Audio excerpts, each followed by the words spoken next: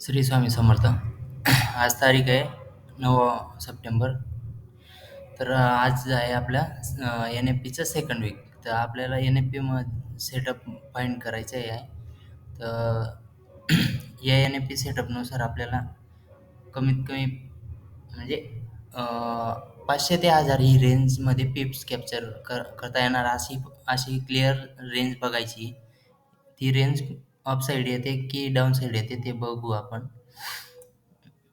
जर monthly time फ्रेमपासून जर सुरुवात केली तर बघायला भेटतंय की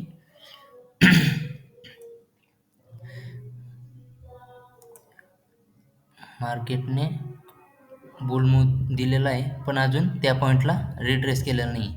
आणि 38, 50 आणि 61 जर आपण बघितलं तर हे इथं आहे लिक्विडिटी झोन. इथंच आपल्याला आपला येतोय 38%. तर हा एक झोनवर लक्ष ठेवावं लागेल काय होतं या पॉईंटला. आणि खालून जर बघितलं तर एक क्लीन रेंजचं एक अप ट्रेंड बघायला भेटलेला आहे आपल्याला मंथली टाईम फ्रेमनुसार. विकलीमध्ये बघूया, विकलीमध्ये काय बघा. विकलीमध्ये जसं बॉबी भाई यांनी शिकवल्याप्रमाणे स्ट्रक्चरप्रमाणे शिकवलं आहे की रेजिस्टन्सला जर डबल डोजी बनते. बघा इथं सांगतो मी, रेजिस्टन्सला डबल डोजी हां, तर आपल्याला एक रिट्रेसमेंट सारखं शॉर्ट बघायला भेटू शकतं. ते किती मिळणार ते सांगता नाही येत, बट मिळतं. आणि त्याच्यानंतर एक असा एक स्ट्रक्चर बनतो.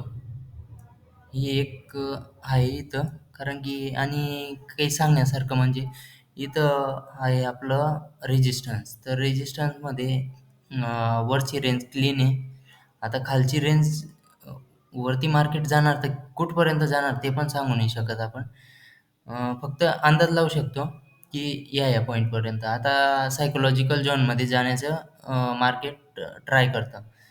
जर हा ऑल टाईम हाय हा 2530, 31चा 30, मग मार्केटला फक्त 2550 एवढं जाण्यासाठी काही जात नाही होतं. पण एन एफ पी असं स्ट्रक्चर बनवतं की नियर बाय जे झोन्स आहेत तिथं जातं आणि एक असं स्ट्रक्चर बनवून एक फॉल करेल, असं एक आहे स्ट्रक्चर. पण जर फॉल बी केला तरी मग इथपर्यंत येण्याचा चान्स आहे मंथली टाईम फ्रेमनुसार. इथं झालं तर एक स्ट्रक्चर इथं पण लक्ष ठेवावं लागेल. एक स्ट्रक्चर असं पण होऊ शकतं, 2600 सुद्धा होऊ शकतं. तर बघू आपण काय होतं इथं. बॅकला तर काही रेजिस्टन्स म्हणजे काही बघण्यासारखं नाहीच आहे, कारण की मार्केट ऑल टाईम हायला आहे. इथं जिथं आपलं 2 कॅन्डलने जिथं रिट्रेस केलेलं, जिथं स्टॉप झालेली होती मार्केटने, त्याच पॉईंटला एक ट्रिगर करून एक अप मूव्ह दिलेली. ती अप मूव्ह आपण बघूया किती आहे. 230 पिपची अप मूव्ह दिली होती जिथून ट्रिगर केलं होतं तिथून. देन इथं तर काही आहे नाही तेवढं बघण्यासारखं. बघू पण काय भेटतं इथं नवीन. मार्केटने विकलीमध्ये जी बुल मूव्ह आलेला आहे ह्या कॅन्डलची एक रिट्रेसमेंट या कॅन्डलने पण केली आहे. परत ह्या कॅन्डलने बी 50% केली गेली. पण आता बघण्याचं सिनेरिओ असं आहे की मला तरी वाटतंय की एक ह्या पॉईंटला तर यायलाच पाहिजे आपल्या झोनमध्ये. मग आपण एक बाय मूव्ह घेऊया.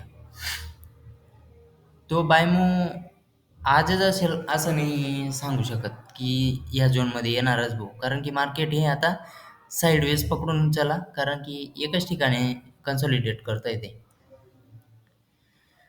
डेलीमध्ये बघितलं तर डेलीमध्ये up down up down bull retrace. इथं डेलीमध्ये आता फ्रायडेची कॅन्डल बघू आपण. आता मंडे, ट्यूजडे, वेडनेसडे, फ्रायडे. ही आहे आपला फर्स्ट वीक ऑफ फ्रायडे. याच्यात आली आपली एन एफ पी. तर ह्या एन एफ पीला मार्केटने कसं रिॲक्ट केलं आहे बघा. साईडवेजमध्येच अटकवलेलं आहे दोघी साईडचे. जर बघायला घेतलं तर मार्केटने सर्वांची लिक्विडिटी, ह्या ओपनिंग क्लोजिंगची लिक्विडिटी घेतली. परत ह्या opening closing kind of opening क्लोजिंगच आहे, याची लिक्विडिटी इथं घेतली. आणि जी वीक होत्या यांची पण लिक्विडिटी घेतली. म्हणजे मार्केटने सर्वांची लिक्विडिटी घेऊन एक डाउन मूव्ह क्लोज झालं. 300 पिपची मूव्हमेंट आहे ही. तर स्ट्रक्चर तर एन-ए-पी नंतर एक चांगलं बघायला भेटतं. पण आता बघूया काय स्ट्रक्चर बघायला भेटतं, एंट्री कुठं भेटते आपली, लिक्विडिटी पॉईंट वगैरे.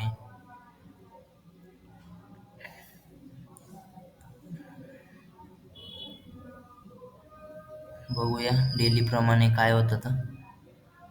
सध्याला तरी सपोर्ट रेजिस्टन्स हे मार्क करू.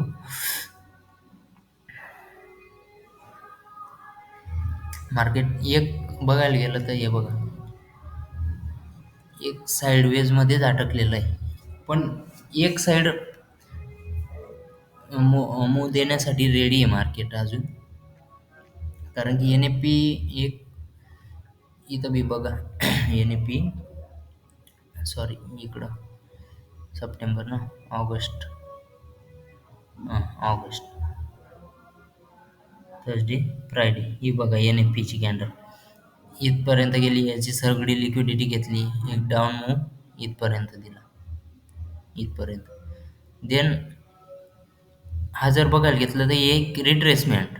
जर इथंच बघायला घेतलं, हे बघा ट्रेंड आहे अप ट्रेंड, हा रिट्रेस, हे रिट्रेस आणि एक फुल मूव्ह. जर आपण कन्सिडर केलं तर हा एक रिट्रेसमेंट असू शकतो. पण बघू स्ट्रक्चर काय बनतं. पण याच्या कंपॅरेटिव्ह इथं लो बनतोय, हा एक सिनेरिओ आहे. जर हे ब्रेक केलं तर रिट्रेस झालं तर आपण इथपर्यंत एक शॉर्ट पोझिशन क्रिएट करणार. देन इथं कसं रिॲक्ट करतं मार्केट, कारण की ट्रेंड आहे अप ट्रेंड, आपल्याला प्रेफरन्स द्यायचे आहे अप ट्रेंडला.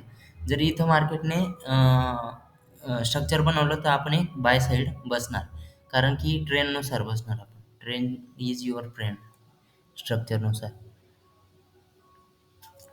एक मिनिट डेलीमध्ये काय वर्क करतंय का बघू.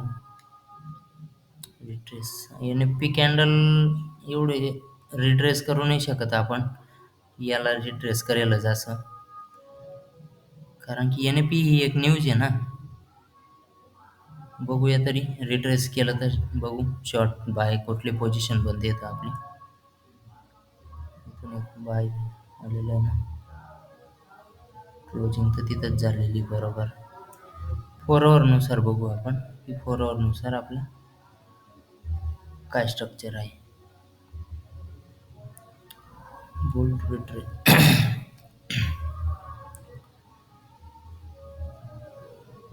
4 नुसार आपल्या स्ट्रॅटजीनुसार बघितलं तर ही एक काय इम्पल्सिव्ह बाईंग झोन. तर हा एक फेक ब्रेकआउट, इथं पण फेक ब्रेकआउट देऊन एक वरती मुवमेंट आलेली. जर आत्ता बघितलं तर इथं 1 2 3 म्हणजे 3 4 आवरच्या 3 डोजेस इथं थांबलेले आहेत. तिथंच मार्केट थांबलेलं आहे आता. हे बघा बॉडी टू बॉडी मार्क करू आपण, याची बॉडी तर याची बॉडी. मार्केट त्याच झोनमध्ये रिॲक्ट करतंय. जर हे असं आलं तर आपण एक बघू, जर याचे कंपॅरेटिव्ह हाय बनवला तर एक बाईंग मूव्ह एक्सपेक्ट करू शकतो इथपर्यंत आपण 2518-20, कारण की हीच लिक्विडिटी आहे ना इथं. याचे कंपॅरेटिव्ह जर लो बनला तर एक आपण एक शॉर्ट पण बनवू शकतो इथं. बघूया काय कुठली पोझिशन आपली क्रिएट होते. लिक्विडिटी आहे इथं तसं काही 4 नुसार.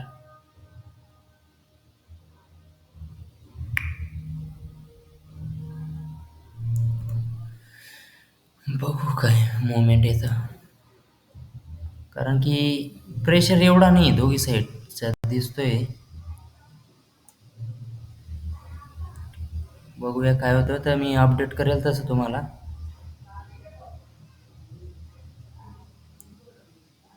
मार्केटने एक्झॅक्ट पॉईंटपासून रिजेक्ट होतंय. हे बघा